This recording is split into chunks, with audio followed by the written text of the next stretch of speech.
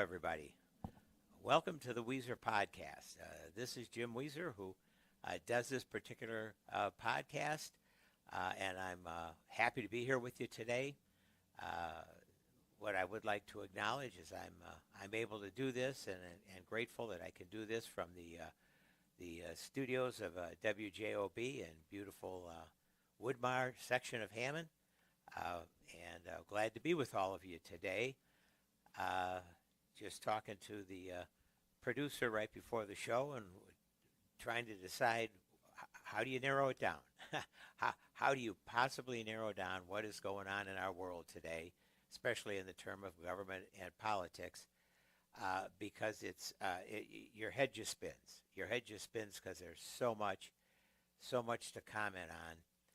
So I've tried to focus on several things today for this podcast for a couple of reasons. One is I just you can only say so much on all of the issues that we're confronting, and secondly, because several of the issues have now become, at least one for sure, has become very personal for me, and and I think I'll get to that later. So what I'd like to do is let's have a rundown on where we're at currently. Going to have to kind of use these cheaters here to take a look at some quick notes here that I've made, and want to hit on several topics. So I guess the first one is just an aspect of the government shutdown. I'm not going to go into depth about that. Yeah, you're hearing plenty. You're hearing plenty of blame that's associated one side to the other. Is it a Republican shutdown? Is it a Democratic shutdown? And I think we lose perspective when we frame them in those terms. Although there's no question in my mind that it's clearly a Republican shutdown. And I was reminded about that last week by my 12-year-old grandson. I picked my 12-year-old grandson up from school a little early one day because he and I wanted to watch a Cub game. He's in 7th grade at Taft Middle School in Crown Point, and I was able to secure his release from school early, and picked him up, and we were driving along, and I hadn't paid any attention to my radio. I was listening to a news station at the time, and it was still on. And obviously, a 12-year-old 7th grader isn't exactly excited about listening to a news broadcast at that time. But he and I were talking about a couple things. I was distracted, and he was listening, and I heard the president's name mentioned in the broadcast, and he suddenly looked at me and he says to me, Grandpa, why would anyone vote for Donald Trump when he can't even keep the government open? I thought, well, kind of out of the mouth, not necessarily of babes, but mouth of young people comes some very insightful findings and determinations. And he just said that out of the clear blue. And I do not discuss politics rarely or government with my 12-year-old grandson. We talk about sports, and we talk about school, and we talk about the things that directly relate to him on a daily basis. And for him to make that observation, I said, speaks volumes, just speaks volumes. But more importantly than that, more significantly than that, I came across some of the statements or the notices. That's the notices that are posted, letting the public know that, hey, this particular governmental service is not available to you right now because we're in a shutdown. and it's appropriate, and I get that's what should be done. But these are the nature of the notices. And I had a good friend who's going out to Oregon this week, actually going to Portland. I'm not sure that's the best choice in this day, but they had a trip long planned to go out there. And he was looking through the U.S. Forest Service and the Department of Agricultural website to determine what national parks they would like to visit, or whether they're even open, or what's the limited uh, uh, approach, what's the limited ability to be there. And this is the official site, this is the official website of the United States Department of Agriculture's Forest Service. And this is how it begins. This is the notice. The radical left Democrats shut down the government. That's the first sentence. And then it just says, this government website will be updated periodically during the funding lapse for mission critical functions. Then, of course, President Trump's made it clear that he wants to keep everything open, but just, and this is me talking now, just go back to the first sentence of the radical left Democrats shut down the government. Now, someone needs to explain to me when our own government, when our own executive, when our own president directs that to give a notice about the shutdown, it has to begin with the radical left Democrats. Well, where does that leave the rest of us who many still believe, hey, we need to work this out. We need to resolve this. We need to work together. We need to reach across the aisle and say, I may be a Democrat or I may be a Republican, but come on, folks, let's get this done. Let's reopen the services that all of us pay for, all of us taxpayers, all of us citizens pay for. Let's open it up. Let's let the government operate. Well, it's pretty damn difficult to do that when the leader of the Republican Party says, right in a public notice, it's the radical left Democrats. And that's just one example of the attitude that prevails in this entire governmental operation right now in our country. And it's a sad reminder that when you have the executive branch and the legislative branch totally controlled by one party that does not have the best interests of the American people at heart, and you have and can exercise incredible influence over a Supreme Court that in my lifetime, and certainly in my law practice of now going on almost 54 years, that the Supreme Court has been influenced in this manner by the executive branch, the president in particular, and a partisan political party. So I'm going to switch now real quick because there's one thing I do want to comment on and then go back to a couple of the other issues that I told you I was going to bring up. This all fits together because there's a clear pattern here of what's taking place. But I here locally for us, I'm here in Northwest Indiana. I'm in Lake County.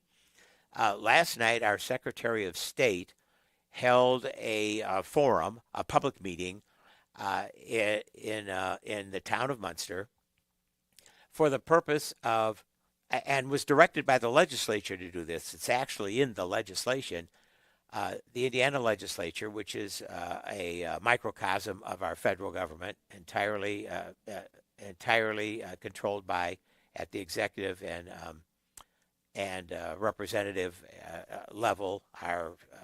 Our House of Representatives and Senate is all Republican controlled, passed legislation that said, okay, we believe that local elections, which are always held in the odd year, the off year, should be merged and held either in the midterm year or the presidential year.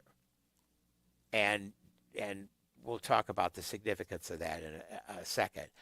And more importantly, that all local entities that operate the county government, the elections, the local government should be mandated to establish what they determine or they call voting centers. And already there's a number of counties in the state that have opted to go to that. I can't remember the exact number. I think it's less than maybe a third, 26, 28, something like that. And others that have kept precinct-based elections. And so we had a conversation last night, and there was public comment. And appreciate the Secretary of State coming here, who also is Republican. But they were charged with the responsibility of investigating it and determining what should be done. And I'm going to put aside for a second whether elections should be held in a presidential year or mid-year, the local elections, and focus on government centers. Because they come across as very great, as excellent ideas, large voting centers. People from anywhere and everywhere could vote at the voting center, and the vote will count, as opposed to the precinct level where your vote will count on election day, but you have to vote at your own precinct. And why this is so much better. But the whole presentation, and I understand why, because the direction they were given, the whole presentation is about cost, not just about, but primarily costs, cost per voter, savings cost, how it would be maybe more efficient from a fiscal perspective to have voting centers. But what we're all missing, and what a number of us who were there speaking said, look, we need to make elections accessible and convenient and open to voters. Obviously, they have to be secure. And obviously, you want to be conscious of the cost. But this is the state of Indiana. In the 22 mid-year election, the state of Indiana ranked 50th. And the last time I looked, there were 50 states. 50th. That means dead last in voter turnout. And everybody's trying to figure out, how could that possibly be? How could a state the size of Indiana, with the educational opportunities we have here with our great school systems, private and public, and work opportunities, how could this happen? And while they're futzing around and messing around with, well, let's give them vote centers because then everybody can vote there, not realizing that certainly here in Lake County, Indiana, that will be a deterrent to people voting. And I'll tell you why. Because vote centers are the determination in the legislation is one vote center for every 10,000 voters. Well, when you do that, you eliminate substantial numbers of precinct voting locations where people have been used to voting. People consistently vote. They know where to go, and it's accessible. It's right there for them. Well, it's not going to be anymore. It's not going to be. And unfortunately, in our area, we have a very, very limited public transportation system. It isn't very effective when it comes to that. It costs people. So we don't have that opportunity. People are going to have to drive themselves. or somehow get to vote centers miles away from where they live and where they typically vote.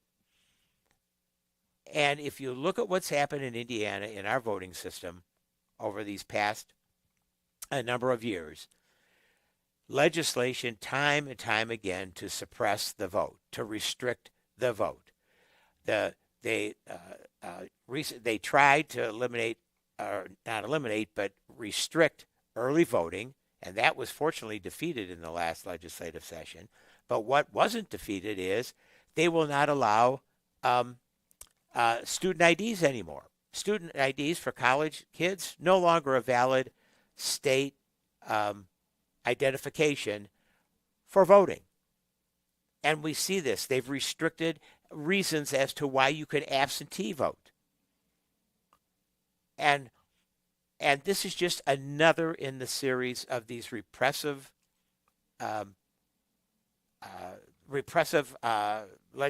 legislative actions that are taken under the guise of, oh, we're making it more convenient, we're making it more cost effective, blah, blah, blah, when in fact what they're doing is suppressing the right of people to vote and certainly not engaging in open ability to make it convenient and to make it accessible. And I wanted to highlight that because of the meeting that we had here last night, where people turned out. It was unbelievable. The place was packed. The interest was incredible because people want to see things change when it comes to that. But it's just another example of what's going on with our government. Now here's what I really wanted to talk about. Not what I really want to talk about. I want to talk about all of it, of course. But this is something that is so now has become close to home for me, and that is this absurd, in my opinion, illegal and unconstitutional approach to enforcement of immigration policies by our government through ICE, and now through what in my way of thinking is the most unbelievable example of authoritarianism I never thought I'd ever see in my life in this country, and a clear breach of our constitutional, in my opinion, our unconstitutional rights and the basic tenets of our Constitution and our Declaration of Independence, and that is federalizing and sending military, the United States military, into communities in this country and enforcing it against United States citizens. Not the purpose of our military, and we all know that. Clear violation of the Posse Comitatus Act that says it could only be done in the event of a determinable insurrection. But it doesn't make any difference to the guy in the White House. No difference at all. Because he is not about, nor are his supporters and staff, about democracy. They're about autocracy. And that's little by little what's creeping in. But not only from a very global perspective or a very academic perspective is that a fact. It is a fact practically. And this is what's taking place. And I'm going to give you a couple of examples. And I can't believe that anybody that hears this or experiences this can possibly think what is happening is legal, is legitimate, is democracy. My secretary is Hispanic. Her whole family on both sides. Husband is Hispanic, she's Hispanic. Parents are Hispanic, children, obviously. She, her parents, and this is, I've heard this more than once, but I'm experiencing it now. Her parents came to this country many years ago from Mexico to find a better life and to live the American dream. They were fortunate enough to be able to obtain citizenship when Ronald Reagan, a Republican, was president. They obtained it. My secretary is obviously first generation. Her daughter is getting married Saturday, 2 days away. She's getting married in the city of Chicago. She's marrying a fine young man. He's a University of a UIC, University of Illinois, Chicago campus graduate. My secretary's daughter is from Purdue, educated.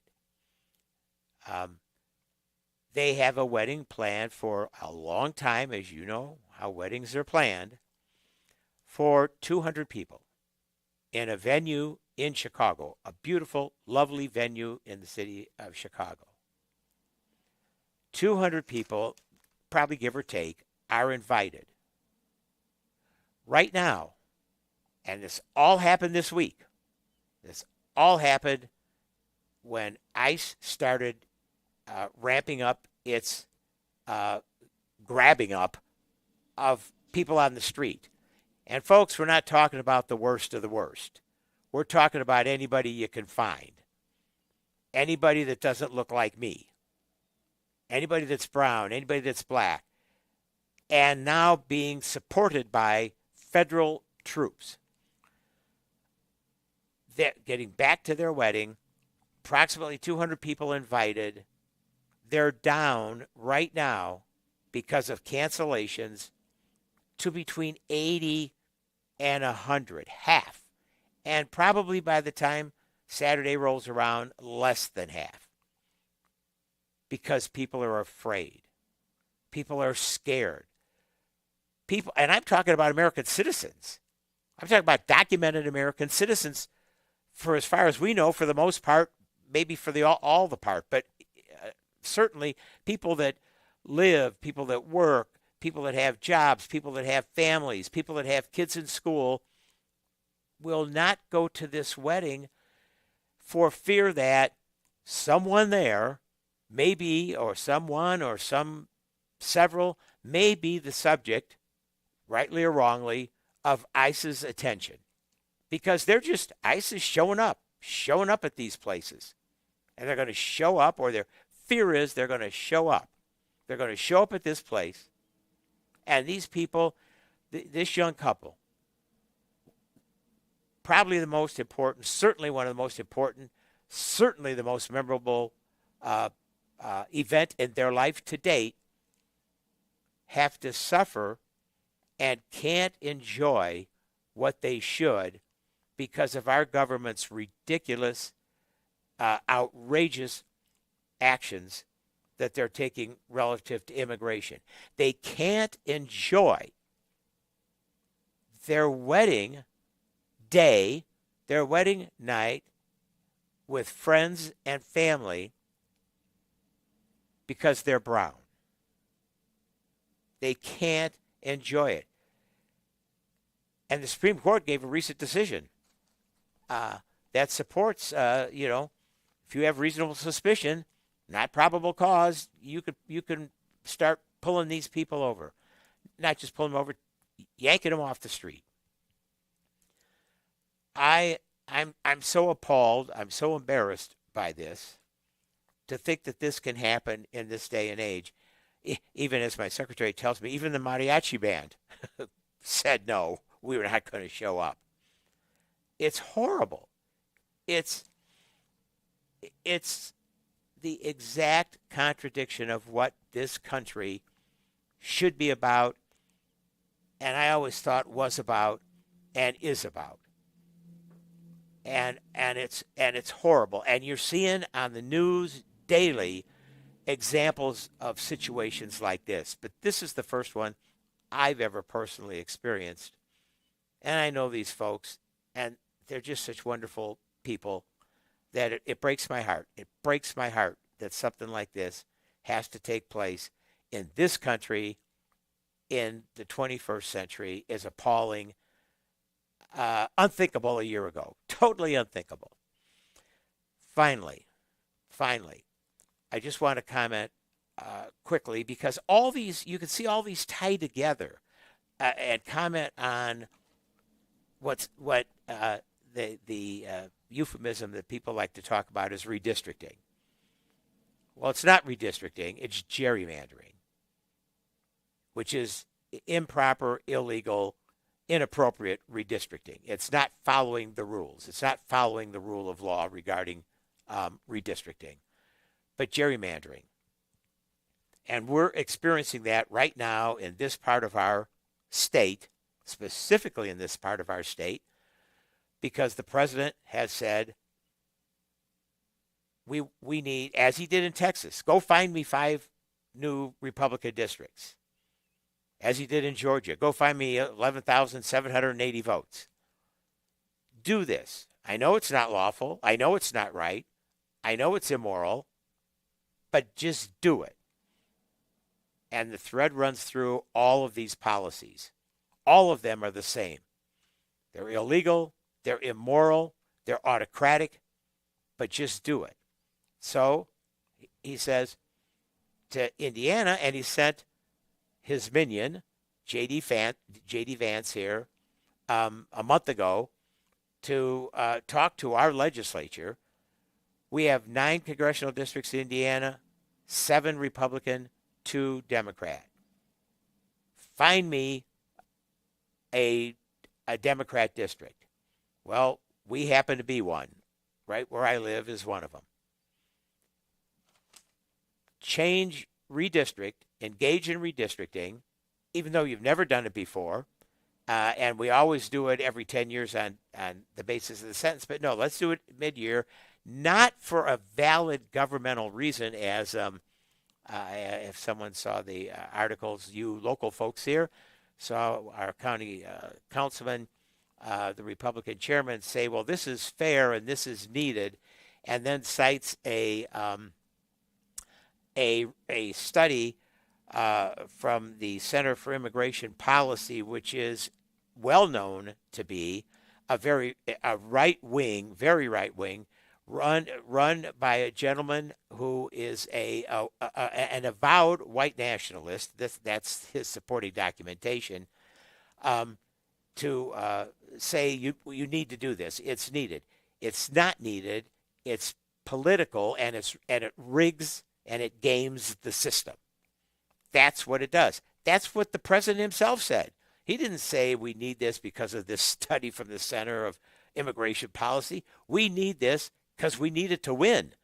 We need it to take control, to retain control. We need the power. We need the control. That's what all of this is about, whether it's immigration policy, whether it's redistricting or gerrymandering policy, whether it's a shutdown in the government, whatever the issue du jour is, this is his focus, and the government's focus is on this. So the issue that they want to pursue now in Indiana for 1 congressional district, it's not enough that you have 7 of the 9 congressional districts.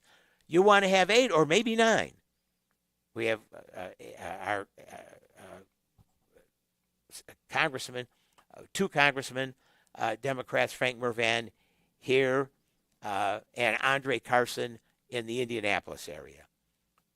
And it's not enough that they've got 7, they want 8, or they want 9. But the focus is going to be, and has been, on our congressional district, and our congressman. To, I hope, the credit of our legislators, they don't appear really warm and embracing and wanting to embrace doing this, because they know it's the wrong thing to do. Our governor, Mike Braun, former United States Senator, said Well, we have to know, we have to remember that if we don't do this, there's going to be retribution, because that's the word of the day and that's the policy we follow. Whether it's Jim Comey being indicted or whether it's what our governor's concerned about, which is retribution, because, we get money from the federal government and we get programs that the federal government approves. And his concern is, look what Trump will take away from us, because that's how he operates government, by fear and by retribution. And he even said, he didn't say it exactly like I did, but he said we have to be aware of what could happen with us losing these programs and these policies. We need to be aware of it. Well, sure enough, they're not happy with the slow walk that's being done by the Republican side here in Indiana. J.D. Vance is being sent back here tomorrow. And J.D. Vance isn't being sent here for warm and fuzzies. He isn't been sent here to say, hey, guys, want to meet you, just like to get out, like to get into the country, like to meet different people in different states, like to work. That's not what he's here for. He's here for arm twisting, major arm twisting. And they'll focus on, and they'll select those few votes that they need, because there is a base that is in favor of doing this, even though it's improper, even though it's illegal, even though it's immoral. They're in favor of doing this. They'll focus on those 2, 3, or 4 votes they know they need, and they will twist the arms. And and I know from experience,